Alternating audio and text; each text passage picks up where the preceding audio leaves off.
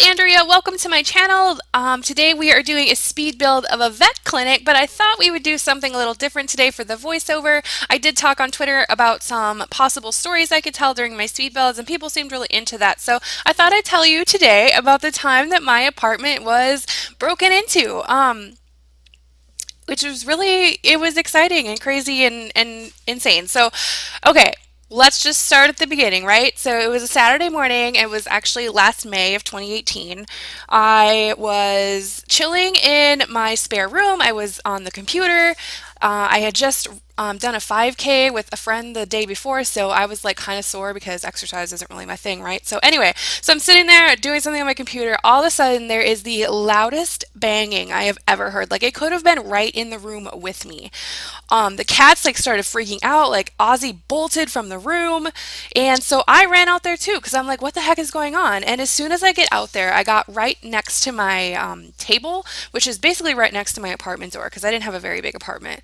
And as soon as I stop, the door just bursts open. Like, I mean, shards of wood are flying places and everything. And this guy is looking back at me. This guy I've never seen in my entire freaking life is looking back at me. And guys, not only did a stranger just break into my apartment, but he was butt freaking naked. No shirt, no shoes, no underwear, nothing. So he kicked down my door naked. Anyway, so he sees me, his eyes like get super wide and he turns and runs. So yeah, not only did I see his full frontal, I just got a full moon too.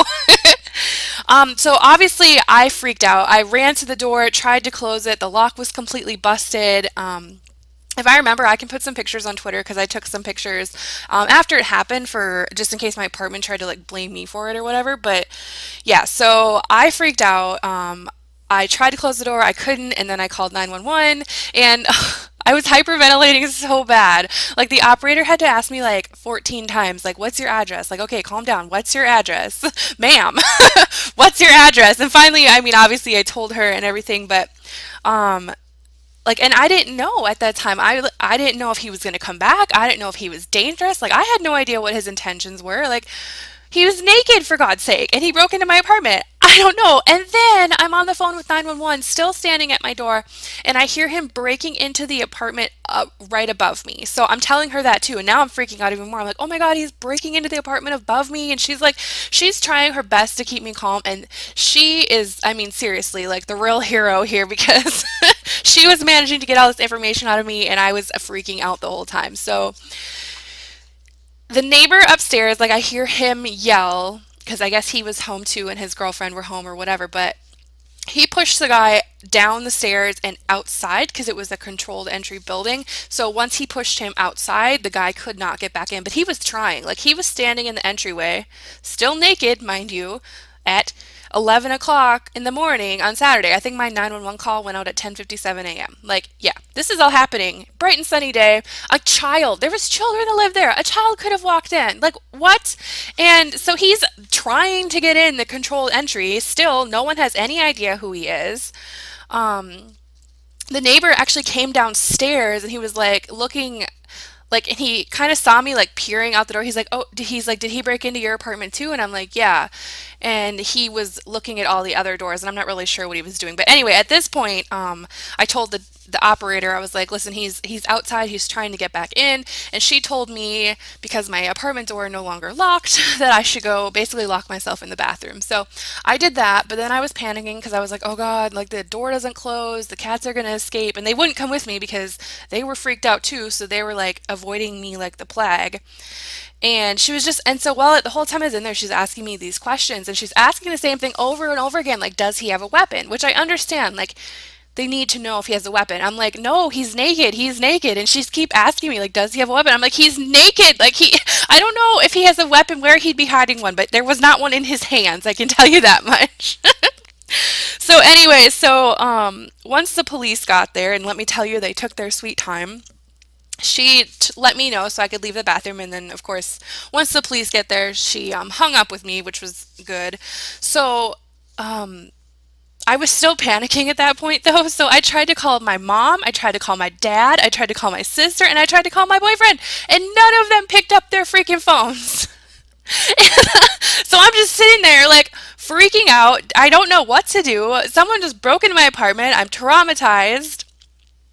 Anyway, eventually they all called me back, but it was like at the exact same time. I'm like, thanks everyone.